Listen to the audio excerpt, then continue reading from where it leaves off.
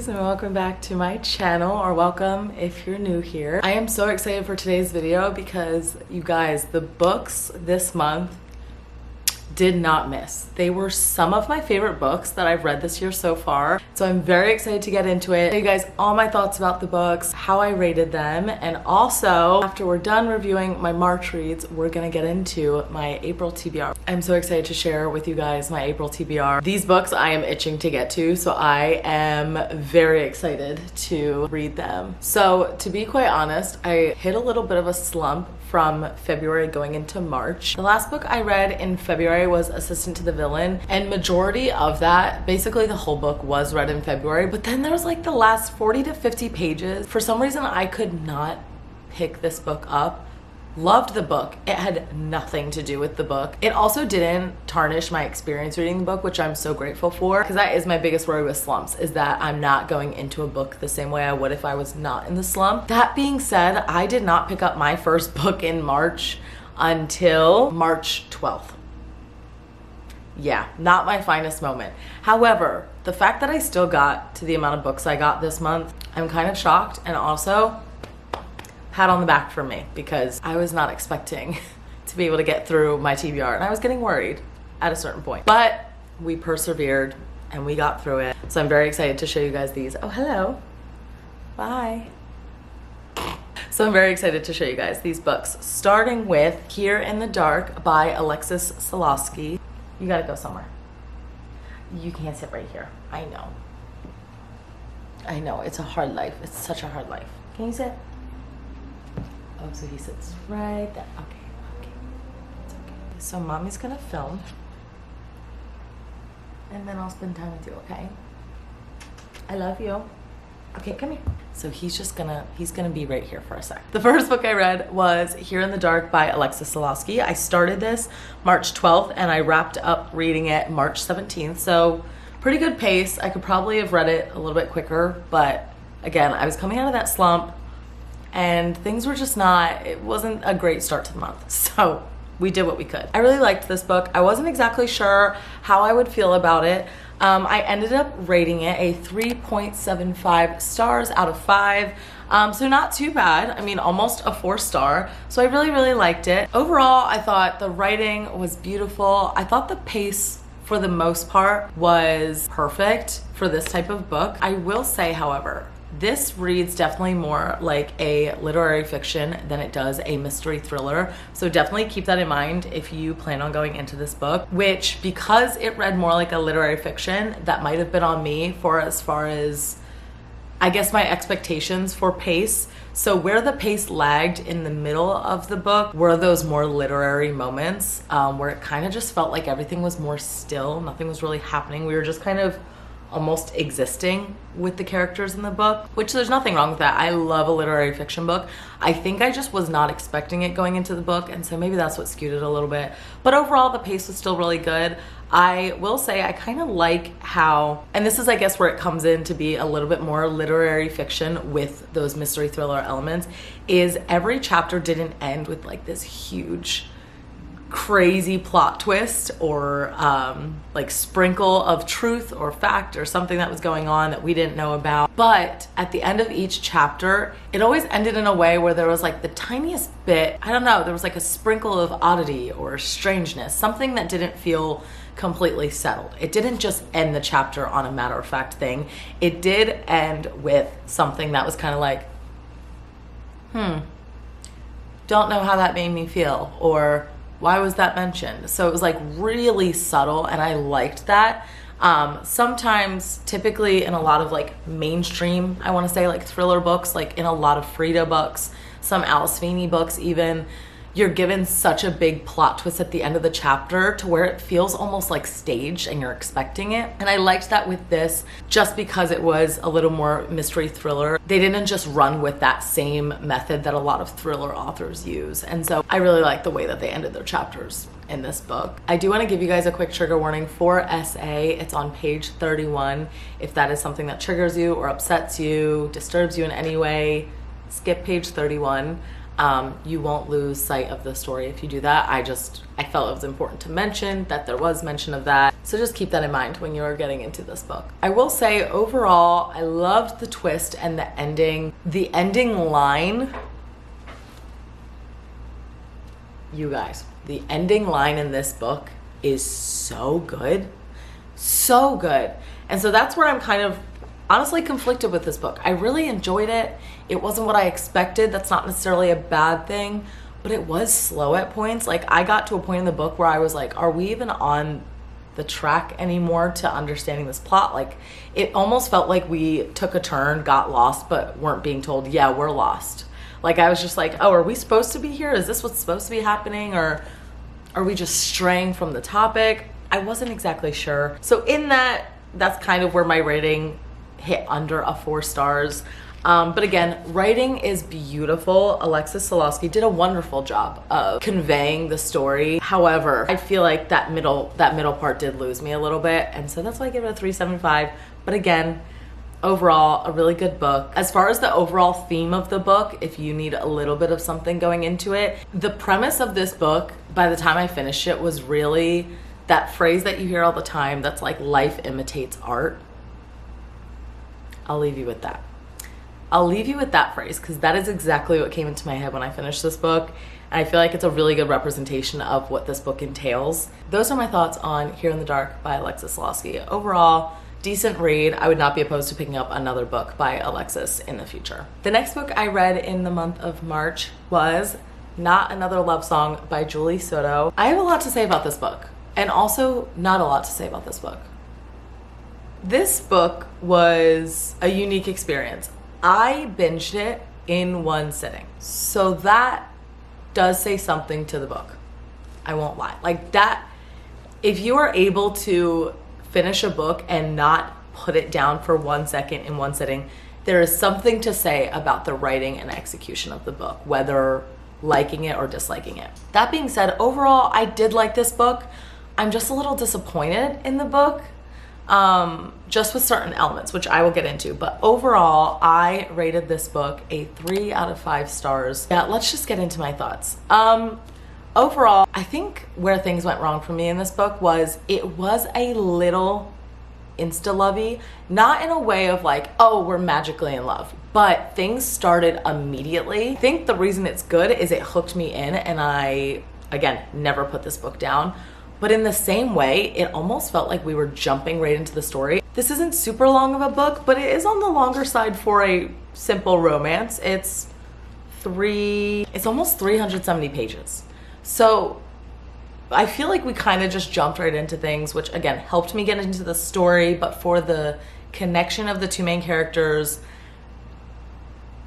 don't know that that was my favorite thing. As far as our female main character,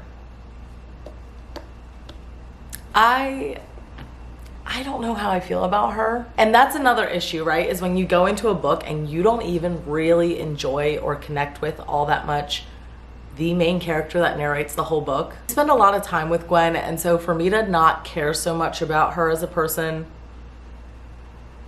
also probably plays into the fact that I wasn't the biggest fan at times of this book. That all being said, Gwen's feelings for Xander, so Gwen and Xander are our FMC and our MMC, and Gwen's feelings are very confusing at first. And this kind of leads into a pet peeve of mine, or not even maybe pet peeve, but something I just never understood was the idea of putting our guard up for people we like and like playing the game. This book was a lot of playing a game, and I'm just not one for that. Like, I feel like it is so immature, and they're old enough in this book to not be doing that, yet they're doing it. I don't know. So her feelings were very confusing at first. Like, she would outwardly say how attractive he is, and then immediately say how much she hated him and treat him like crap. And I'm like, okay. And he would do the same. He would be so mean to her, and then you could tell he liked her. And it was like, why are we doing this? Why are we doing this toss-up? Like, it was so unnecessary. So while things started immediately, that kicked in immediately, and I was like, I just feel like there's a better way to handle this type of trope, and I don't necessarily think that this was handled all that well in this premise of the book. But again, just my thoughts. I don't know. I just couldn't connect with her. I just couldn't, and so that made the experience just a little bit less enjoyable. Another thing that did not sit right with me, and that is just, this is just a personal preference. You guys know I've said this in numerous videos, spice is not my favorite thing. I won't fully go into a book just because I hear there's spice in it. If there is an emotional connection and then with that comes spice, I'm fine with it. I will read it. It's not like I'll skip it. But if there is so much spice that I feel like we lose sight of the character's development or the plot at all, that's where I kind of just fall flat with it. So that being said, I feel like the writer was attempting to build this emotional drive in a way, or like this pining. And then once we get to spice, that in my opinion, that just took over the entire plot, which was kind of disappointing because I really liked the plot of this book. Like, I was really enjoying the whole premise of these two musicians and this dynamic of the Manhattan Pops. I loved the whole premise of this story, and I was really getting into it. And in the beginning of the book, Julie Soto did a great job at like kind of diving into that world. But then the second spice hit, there was no plot. There was no, it was just all spice, and I was like, and so that just disappointed me a little bit. In that way, I wish the emotional connection was hit first, but it was physical that hit first. And again, another personal preference of mine, I just would rather feel emotionally connected. It's crazy to me how we just have these two existing characters, all of a sudden physical hits, and they're in love with one another, and they can't picture a life without them, and they're saying all of these things during an intimate time, and it's like, what? Like, how? Oh, I didn't know we were already here. Like, cool. So it's like, it felt like we were just jumping, and so magically then they're in love, and I'm like, oh, okay. So those things just kind of startle me a little bit and also don't feel realistic to me. So in that way, that's where this kind of just felt a little meh. Again, I read it in one sitting. Don't let this deter you from reading this book. It was well written. It was a good, bingeable, easy read. I do still recommend this book. I gave it 3 stars. That's not terrible. If I gave it 2 or less, I'd say tread with caution. Honestly, I really feel like the only reasons I didn't like this book were just from my personal preferences. I've heard wonderful things about this book. Other people really like it. So again, I do still recommend this book. If those things you don't care about that I mentioned, then please go pick up this book, because I do think there is something to say that I did not set this book down once. The next book I read in March was Spark of the Everflame by Penn Cole.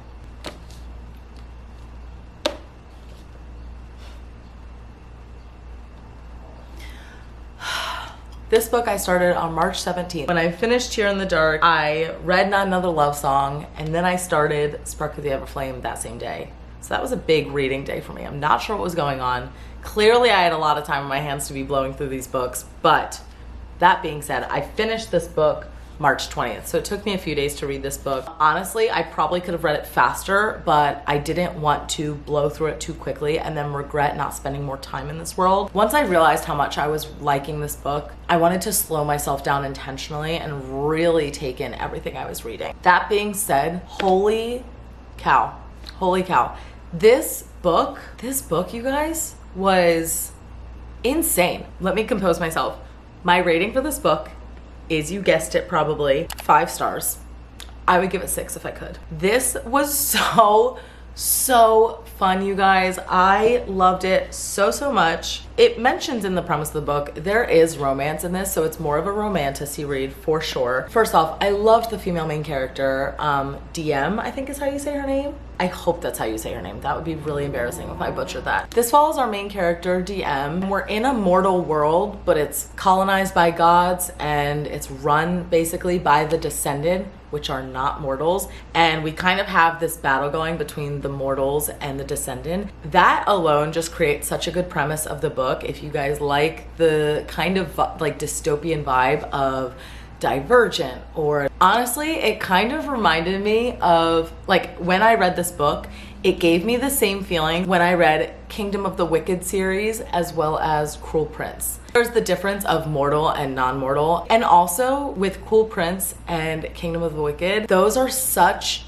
easy written fantasy reads. Like anyone can get into them and you understand the world and you're immersed in it and you're hooked in it. That's at least what my experience was reading Kingdom of the Wicked and Cruel Prince. That is exactly how I felt reading this book. So if you are not maybe the biggest fantasy person or you want to get into fantasy, I really recommend picking this book up. It is so easy to understand and immerse yourself into, and also there's the romance piece, so if that will help you get into fantasy a little bit, there is a wonderful romance that is embedded in this story. We need to take a look at under the dust jacket of this book because first off, are we kidding? Secondly, I don't know if you can see it in this lighting, but there is such a beautiful detail, and in that detail you see the title Spark of the Everflame.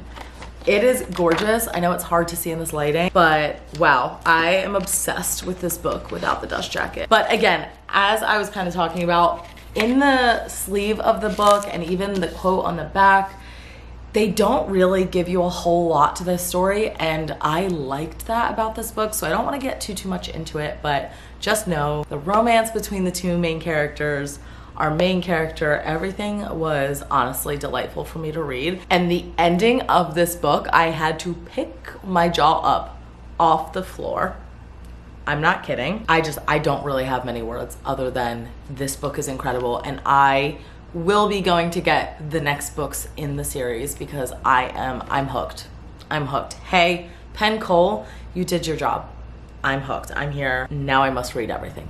So those are my thoughts on Spark of the Everflame by Penn Cole. Next book we read in March was Wild Eyes by Elsie Silver. This is part of the Rose Hill series. Elsie Silver. I feel like Elsie Silver really can't do much wrong. Like her books, I'm always gonna be hooked, I think. Like I'm always gonna enjoy it no matter what. Yeah, they might not all be 5-star reads, but I think overall I'm an Elsie Silver stan. Because yet again, I mean, her books are not super short by any means. She is kind of known for a little bit chunkier of a romance, which can deter some people, I know, but honestly, like for over 400 pages of a romance, I was eating this up. Same way I ate up Wild Love. Wild Love was my first Elsie Silver read and the first book in the Rose Hill series, and that book, I loved that book, and I was not expecting to love that book. I'm not the biggest romance girl, so when someone really hooks me on a true romance story, I eat it up. So this book follows our best friend that's mentioned in the first book, Wes, and this is Wes's love story, and then we meet our FMC, which is Skylar. This book and their story, I can't help but compare, right, to Wild Love, because it's kind of a similar story. We're just meeting new characters and their love interests and things that go on. I will say Wild Love is very different for me. I mean, it's the same, I don't know, it's that same Western small town vibe. So I guess it's kind of similar. Wild Eyes definitely was on the spicier side. It definitely was. It was a lot spicier than I remember Wild Love being. I know a lot of people love this book more than they love Wild Love, but I don't know. I still feel like I felt more of a connection to the relationship in Wild Love. I will say, in Wild Eyes, there's a lot of family dynamic, so in that trope, keep that in mind. Wes does have a couple of kids, which is mentioned in Wild Love, and so we do have that dynamic of like the found family, kids trope with the single dad, that kind of trope going on. And so if you like that, I really enjoyed it. That was probably one of my favorite parts of the story. Then you'll really like this one. If I could describe this book, it is giving Hannah Montana the movie in so many ways. Skylar is a pop star and escaping her life to go to Rose Hill Records, which is from the first book, Wild Love.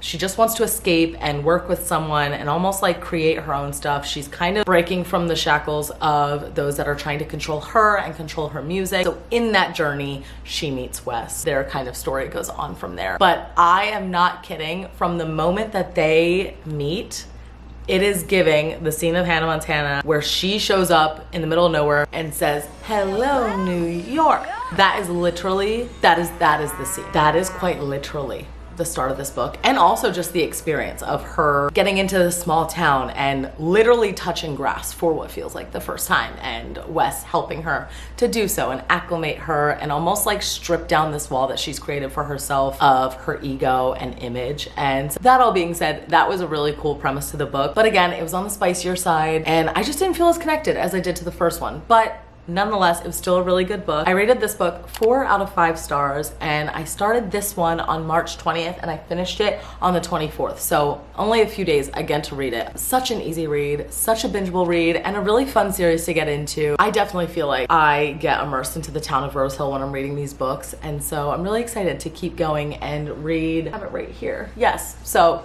Wild Side has already come out, and that's the next book in the series. So again, hello. Can we just take a second? Look at these covers. How beautiful. I am really excited to get into this one. I'm nervous for how I'll feel though. I'm not gonna lie, because this one follows characters I feel like we've gotten the least bit of breadcrumbs about, and I'm hearing mixed reviews on this. So I'm a little nervous to get into this one. But if I know Elsie Silver, I know she'll write at least a very good cowboy-esque romance that I can binge through pretty quickly. So I'm still very excited to get into this one. But that is the next book in the series that already came out. I'm a little bit behind because I definitely pushed off reading this for some time. I wasn't in the mood, but I'm so glad I did. And again, 4 out of 5 stars, so I really enjoyed my time reading this one. I wish you guys could see what Ziggy looks like. Maybe I'll take a picture and insert it, not get over this little boy. You guys, I have a #1 fan, and it's him. I love him so much. Okay, I swear I'll be done soon. Mommy is just working. Next book I read was Under the Whispering Door by TJ Klune. You guys know my love for TJ Klune. He wrote House in the Cerulean Sea, and I am forever changed from that book. I love that book so much. So I was very excited to get into another one of his whimsical fantasy-esque reads. So overall, if I could say what this book reminds me of, if you take, now sit with me, hold my hand while I walk you down this line, because I swear it's getting somewhere. Take Scrooge or Christmas Carol, meet that with Coco, meet Midnight Library. That is this book. I know they're a little bit different. Like Coco to Midnight Library to, it's like, wait, what do you mean? But if you get the vibes, I swear those things are exactly what this book is. First off, TJ Klune does a beautiful job at creating such an amazing found family and immersing you into the world to where you think you are friends with these characters. Like, I literally was reading this book like as if I knew these people in real life. I also think he does a beautiful job at showing queer representation in an honest and sweet way. It's a huge stereotype for how some of this representation can look like, but he does a really great job at just normalizing it, and very much like, this is matter of fact, this is just how the story goes. Queer representation doesn't ever have to feel like this slapping your face and force. Like, it is just as much love as it would be in a book like Wild Eyes, because I feel like we need more of that in books. Just saying. But that being said, I really liked this book. Loved Wallace. Wallace is giving Scrooge, okay? Like, work with me here. Wallace dies. He's in like that in-between world. In that way, it's giving Coco, the found family, the learning of how things work in this world versus down on Earth and in his normal life, how things change. And then where it meets Midnight Library is the things he learns along the way and the changes that he makes. His character development is incredible. And I would say the same goes in a book like House in the Cerulean Sea. He goes into this almost like this world, not that it's a new world in House in the Cerulean Sea, but he's introduced to this whole world of characters. This found family aspect comes in, the queer representation comes in, and then there's this journey that you're just taken on. He's just an auto-buy author at this point for me, because even reading this book, I will say it was not my favorite book compared to House in the Cerulean Sea, but also I feel like those are incomparable. You know what I mean? Like, it gets kind of unrealistic in an expectation when you're comparing the two. But that being said, I rated this book 4.5 out of 5 stars. I really liked this book. It had me sobbing. Not my finest moments, but I will say that is all thanks to TJ Klune doing an amazing job, literally making me feel like I know each character. I left this book feeling like I had an accurate formed opinion on every single character. If you really like that fantasy whimsical type of book and you want to be immersed into a story, pick up one of his books because it is truly incredible what he can do with getting you hooked into these characters and the dynamic of their found family. I will say though, where I got a little disappointed in this book was I feel like we got so carried away in the world that we strayed from the plot. In getting carried away, I was able to really immerse myself, like I told you guys, into the story, learn the characters, feel like I was a part of it. But it got to a point where I was reading and I was like, all right, I get it. But then we just never got onto the plot, to the point where I had to keep reading the back of the book to feel like, am I delusional? Am I missing the plot? Am I forgetting what the premise is? And so I read this back of the book. I read the back of this book like 5 times. That being said, the last 100 pages of the book is when we get the plot. I know. Oh, what a bummer. I am not kidding you guys. The last 100 pages is when the plot kicks in. That's on the back of the book. TJ, we were doing so well. And again, I rated this 4.5 stars.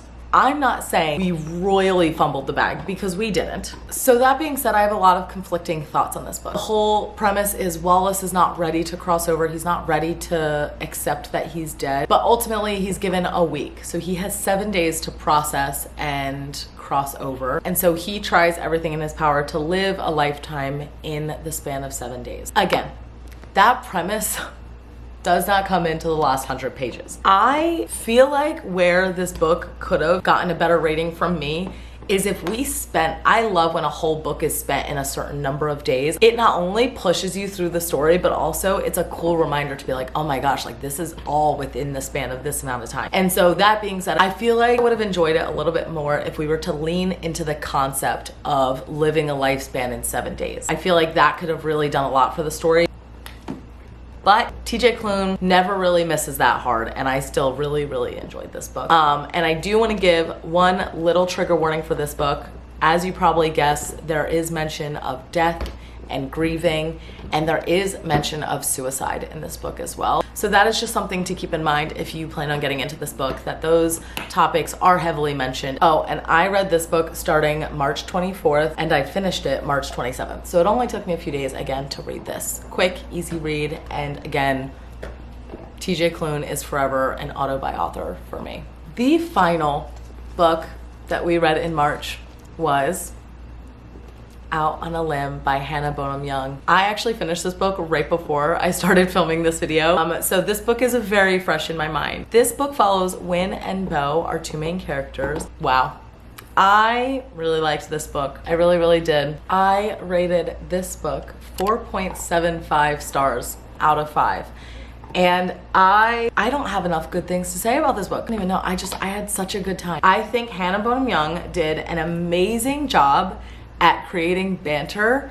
I've never laughed out loud so hard. I have not laughed out loud in so long, just in hearing kind of the witty banter between 2 main characters. These characters are so meant for one another, and I felt that through the book. On the back of the book, you find out very quickly it is a pregnancy trope. I was definitely nervous to read this. I've never read a book with the pregnancy trope in it being the premise of the relationship. Did such a great job at learning the characters, figuring out the circumstances with the pregnancy trope and all the things that entail with that situation that they have going on and the difficult decisions that they have to make, but also while beautifully creating their relationship in such a healthy way. And can I just say, shout out to Hannah Bonham Young for not taking the same method that all authors do with romance and creating a 3rd act conflict or throwing in random wrenches to try and just create a plot easier. She took none of that into consideration with this book. For being what it was as a romance, this was very well done. Bo as our MMC,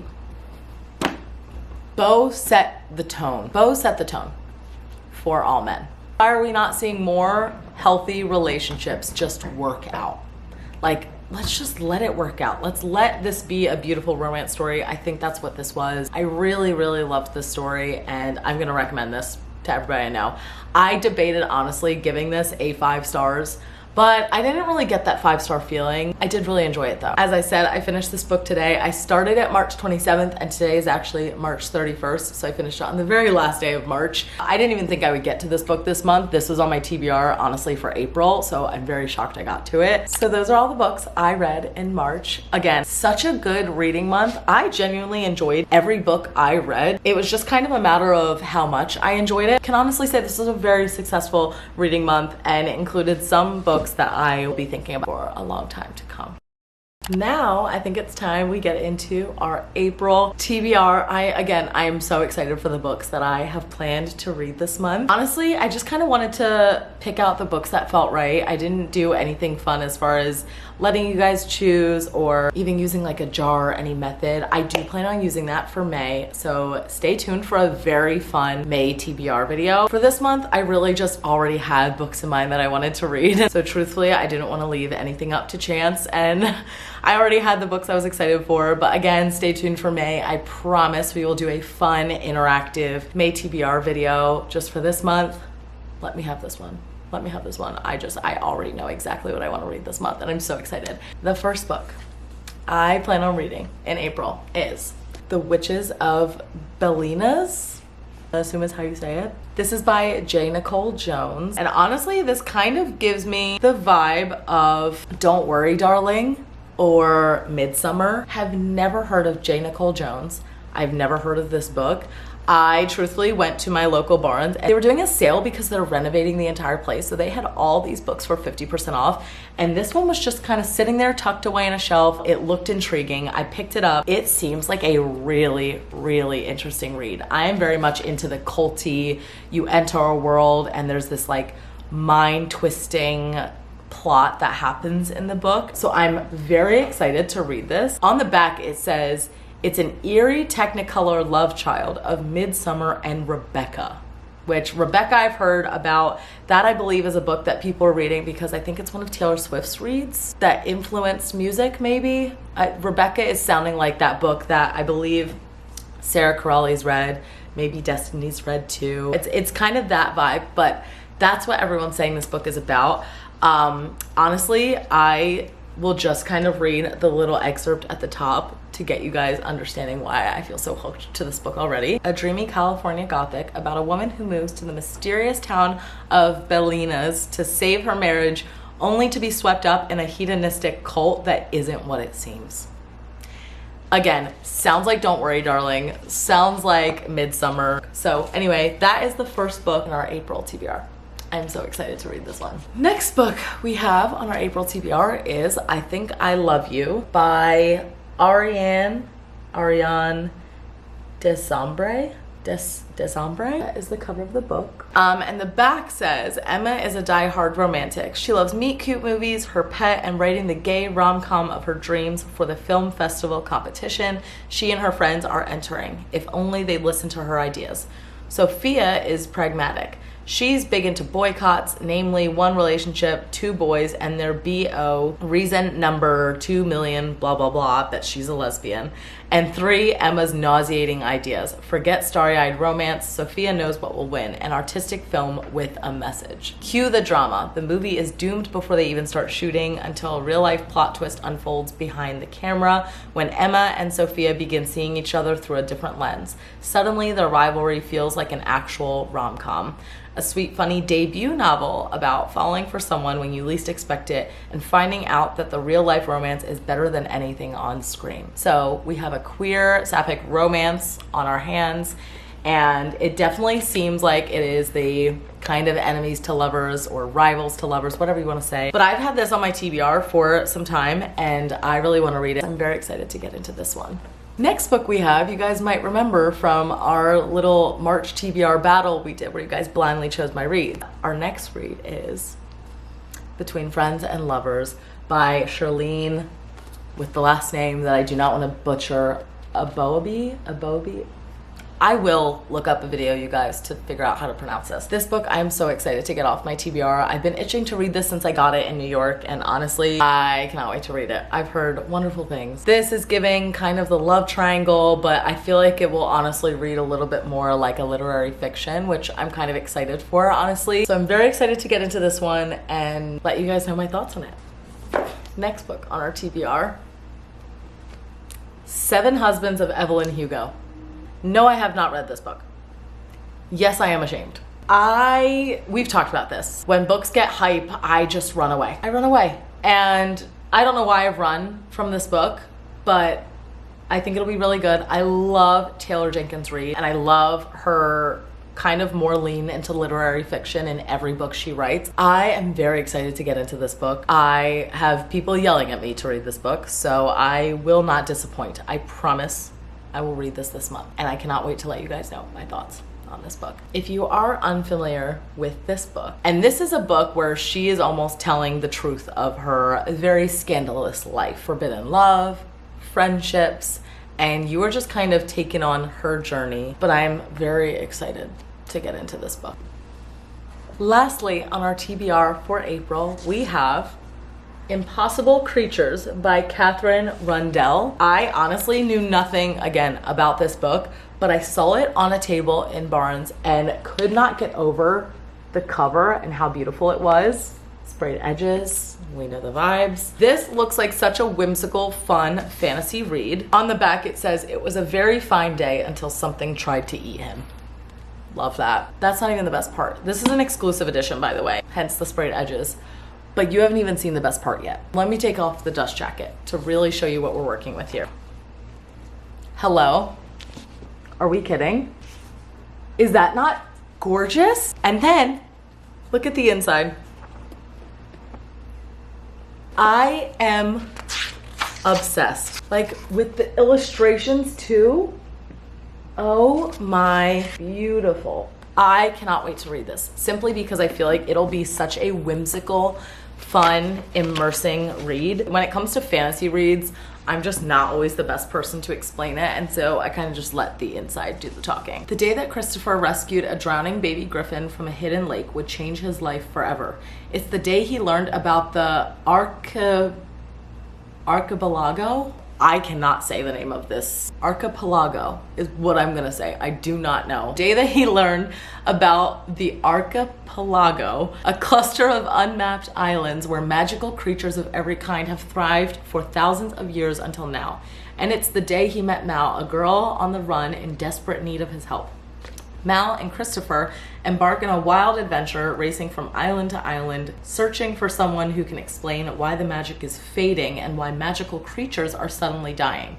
They consult sphinxes, battle kraken, and negotiate with dragons, but the closer they get to the dark truth of what's happening, the clearer it becomes no one else can fix this. If the archipelago is to be saved, Mal and Christopher will have to do it themselves. I really, really love the idea of this book. I believe it's a YA. It's feeling like a YA at least, but this is also book 1 in the series.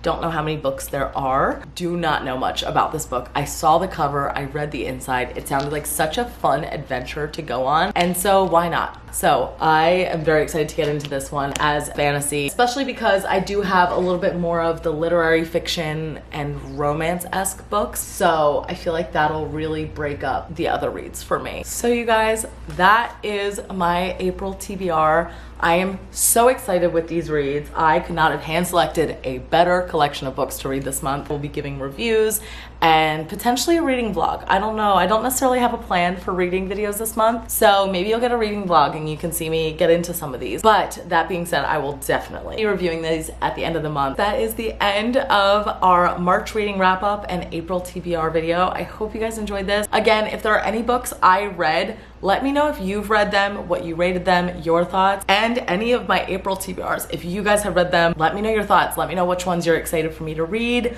which ones you want to hear my thoughts on, and let me know in the comments, again, any bookish videos you guys want to see from me. Get some ideas going from you guys and put some content out that you guys want to see. But that all being said, thank you guys so much for watching this video. I hope you have a beautiful day, and I will see you guys in the next one. Bye.